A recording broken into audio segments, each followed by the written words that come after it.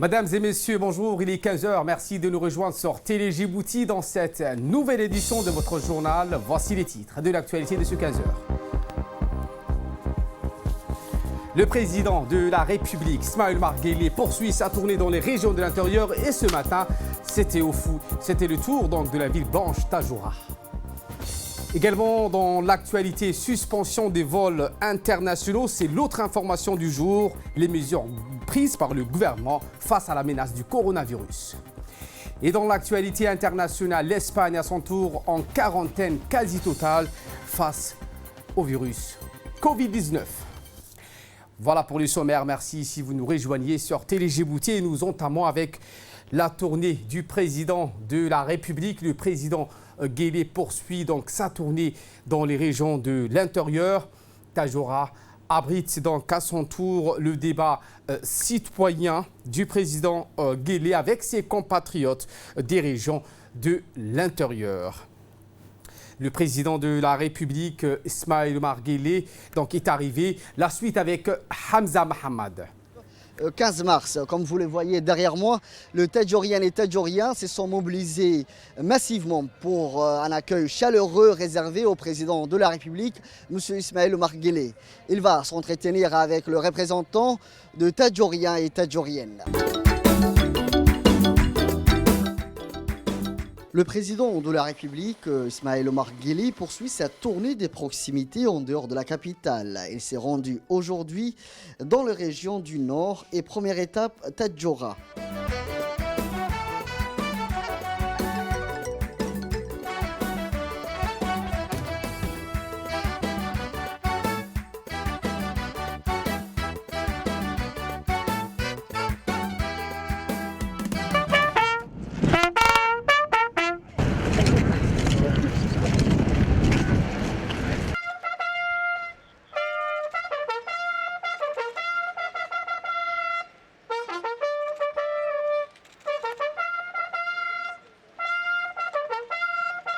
Le président de la République, M. Ismaël Omar Guelleh, a été accueilli également par la population de la région, sortie massivement pour exprimer leur attachement au chef de l'État.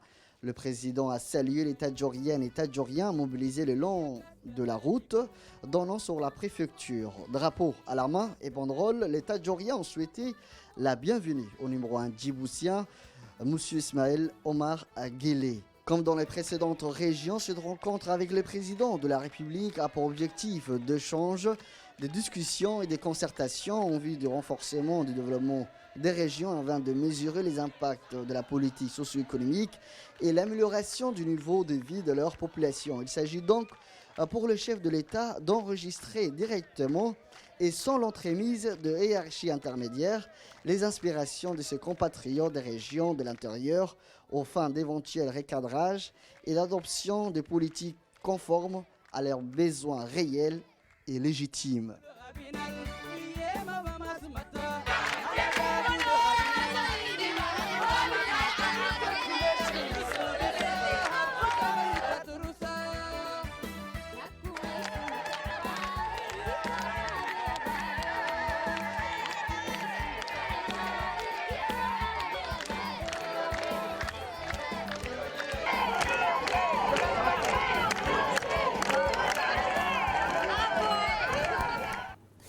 Et le chef de l'État, donc peu après ce bain de foule, a donc visité les stands érigés pour l'occasion, des stands où des produits artisanaux, la production des régions et des localités de la ville blanche, commerce là-dessus, ont été exposés au président de la République, des légumes, des oignons, des tomates, des pastèques, mais également des produits maraîchers en général. Le chef de l'État a pu suivre les explications des entrepreneurs tajouriens et tajouriennes qui ont donc exposé leurs produits en face de la préfecture de Tajoura ville.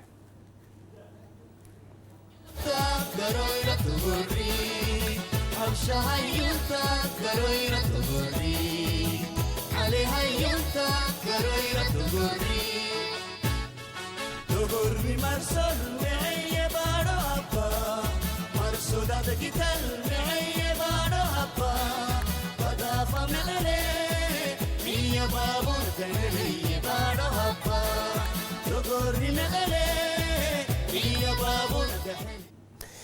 Et donc, la suite de ces informations, vous l'aurez dans nos prochaines éditions, ceux de la soirée. L'autre information capitale de ce 15h, c'est les mesures prises par le gouvernement face à la menace que constitue désormais le coronavirus qui est dans la région, autrement dit en Éthiopie et au Kenya. Mais avant cela, ce matin, le ministre de la Santé a présidé une réunion de crise du comité élargi pour la coordination contre le Covid-19 et ce, pour faire le point dans le renforcement des dispositifs de prévention et de riposte face à cette pandémie du coronavirus. La réunion a vu la participation du secrétaire général du ministère de la Santé, Dr Salah Banoïta Tourab, des cadres du département sectoriel, des partenaires techniques et financiers et des représentants de l'ensemble des corps constitués. De quelles mesures s'agit-il suite aux déclarations des cas confirmés dans les pays limitrophes? Le ministre de la Santé, Mohamed Warsama Dirie, a requis une vigilance accrue, l'augmentation des effectifs au point de contrôle et la diffusion large et générale des mesures préventives contre la propagation du coronavirus. Parmi les mesures supplémentaires, le gouvernement a décidé aujourd'hui de suspendre tous les vols internationaux en partance et à destination de Djibouti jusqu'à nouvel ordre. La suite dans cet entretien du ministre. Alors que l'Organisation mondiale de la santé qualifie désormais l'épidémie de Covid-19 de pandémie, aucun cas suspect d'infection à coronavirus n'a été détecté dans notre pays. Toutefois, l'évolution de la situation sanitaire dans le monde et en particulier dans la sous-région, avec l'apparition des premiers cas en Éthiopie et au Kenya, impose un renforcement et une montée en puissance des dispositifs nationaux de préparation, de prévention et de riposte. C'est pourquoi le gouvernement, sur proposition du comité de crise, a décidé de procéder à la suspension des vols internationaux des passagers au départ et à l'arrivée de l'aéroport international d'Ombouli, et c'est jusqu'à nouvel ordre. Les mesures de surveillance ont été également renforcées au niveau des points d'entrée terrestres et maritimes. Les dispositifs actuellement actifs s'articulent autour d'une coordination multisectorielle qui implique plusieurs départements ministériels dans la préparation à la pandémie du Covid-19, mais également le secteur parapublic, les corps constitués et les partenaires internationaux élargis du secteur de la santé. D'un comité de crise pour le suivi de la situation nationale, sous-régionale et internationale, lesquels s'appuient sur des comités techniques en charge de la mise en place du dispositif de riposte, d'un plan opérationnel pour la préparation et la riposte de Covid-19, élaboré en collaboration avec l'ensemble des partenaires du secteur de la santé, des sites dédiés à la quarantaine et à la prise en charge au niveau de l'ancien hôpital Bouffar et de l'hôpital d'Artin, des lignes téléphoniques 15-17 pour répondre à toutes les questions et préoccupations du grand public concernant les Covid-19. Ce dispositif a été évalué lors d'un exercice de simulation conduit par les ministères de la Santé la semaine dernière en présence des partenaires du système des Nations Unies, en particulier l'OMS, avec qui nous travaillons de façon étroite. Ce type d'exercice sera élargi et répété aux autres portes d'entrée. Nous travaillons 24 heures sur 24 et continuerons à le faire pour assurer d'avoir les capacités nécessaires de prévention, diagnostic et de prise en charge.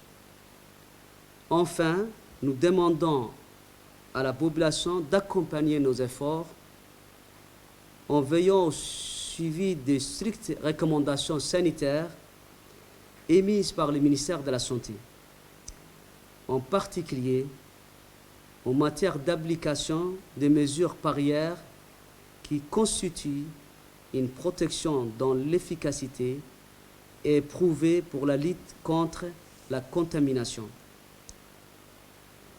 Nous prions pour que le Tout-Puissant préserve notre pays de cette pandémie. Amin. Je vous remercie pour votre attention.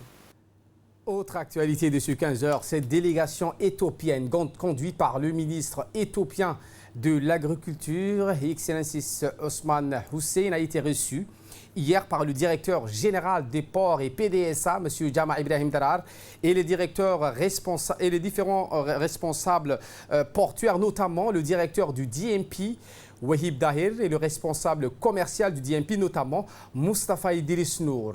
À leur arrivée, la délégation a pu suivre une présentation des activités du port faite par M. Wahib Dahir Aden. Ensuite, la délégation a visité les installations portuaires, ce qui ont donc sur point. Ils ont reçu des explications de la part du directeur du DMP, M. Wahib Dahir. Rappelons que le Doralé Multipurpose Port a fait une performance de déchargement sans précédent. En effet, sur ce point, M.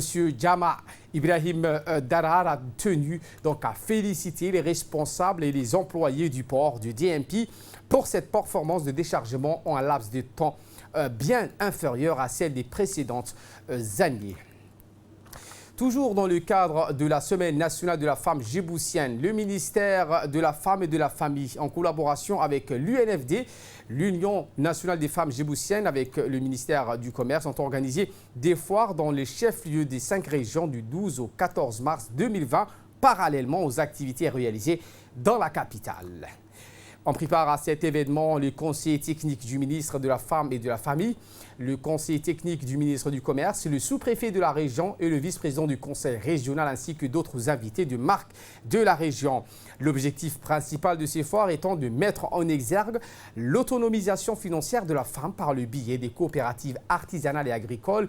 Ces foires constitue pour ces femmes un moyen d'écouler leurs produits. C'est aussi pour la population locale une opportunité de découvrir les différents types de produits artisanaux, qu'ils soient destinés au marché touristique ou au marché local lorsqu'il s'agit d'objets utilisés au quotidien. C'est avec une découverte macabre que des habitants de la cité d'Anguela 2 débutent leur journée de ce mardi 10 mars. En effet, des habitants d'un immeuble découvrent dans les escaliers le corps inanimé d'une jeune femme. Ils informent la gendarmerie nationale de la découverte. Une enquête est alors ouverte ce matin-là. Des habitants de la cité d'Anguela constatent le corps sans vie d'une jeune femme dans les escaliers de l'immeuble. Aussitôt, les riverains alertent les gendarmes de la brigade d'Anguela. Arrivés sur le lieu, les gendarmes de proximité s'affairent à recueillir le maximum d'informations de la part des témoins potentiels. De son côté, le commandant du groupement judiciaire actionne les techniciens en identification criminelle de la SRD pour se rendre sur le lieu en vue de procéder aux actes de police technique et scientifique. Voici une intervention du sous-lieutenant Guedi Mohamed Emi, commandant de la section de recherche et de documentation. Je vous propose de le suivre. Deux femmes entament une soirée plutôt arrosée. À bord d'un véhicule, ils se rendent dans le secteur de Douda, dans une zone déserte et non habitée. Au cours de cette escapade nocturne, les choses commencent à vraiment dégénérer. Et l'effet de l'alcool ne favorisant pas la raison, l'inévitable finit par arriver. La jeune femme perd la vie dans des circonstances atroces. L'ensemble des preuves mises à jour par les experts criminalistiques de la SRD ont parfaitement permis de confondre toutes les personnes impliquées dans cette macabre affaire. Ce dimanche 15 mars 2020, les 3 personnes impliquées dans cette affaire ont été présentées devant Madame la procureure de la République pour répondre de leur acte criminel. Tous les moyens ayant servi à la commission de ce crime ont également été saisis. Avant de finir, j'aimerais, au nom du haut commandement de la gendarmerie, réitérer un message de prévention et de bon sens à l'endroit de toutes les jeunes femmes. Mesdemoiselles, s'il vous plaît, restez vigilantes et prudentes lors de vos rencontres avec des hommes inconnus. Évitez notamment de les accompagner dans des endroits sombres et isolés.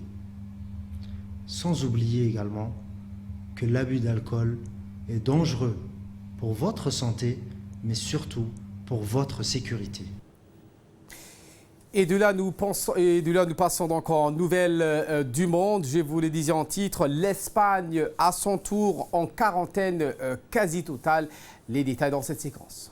Italie, l'Espagne a annoncé samedi soir une mise à l'isolement quasi totale de ses habitants qui ne pourront sortir de chez eux que pour aller travailler ou acheter à manger notamment, afin de freiner la propagation du coronavirus. L'annonce de cette mesure d'urgence qui rentre dans le cadre de l'état d'alerte décrété samedi pour 2 semaines intervient alors que 1500 nouveaux cas ont été enregistrés depuis vendredi soir. Au total, plus de 5700 cas ont été détectés et moins de 183 personnes sont mortes dans le pays qui est le 2e le plus affecté en Europe, derrière l'Italie, qui a déjà pris de telles mesures. L'interdiction de circuler dans les rues est à suivre obligatoirement à partir d'aujourd'hui, a déclaré le Premier ministre espagnol Sánchez. Le Premier ministre et son épouse vont bien assurer le gouvernement. Au Canada, l'épouse du Premier ministre Justin Trudeau a également été contaminée par le virus. Les forces de l'ordre seront chargées de veiller à l'application de cette interdiction, a indiqué M. Sánchez. Sánchez a par ailleurs indiqué que l'ensemble des commerces non essentiels seraient fermés dans l'ensemble du pays. Une mesure déjà prise dans plusieurs régions comme celle de Madrid, la plus touchée d'Espagne avec près de 3000 cas, ou l'Indonésie. Dans un pays hautement décentralisé, l'état d'alerte permet en outre à l'État de reprendre en main la gestion de l'ensemble du territoire en matière sanitaire et de maintien de l'ordre notamment.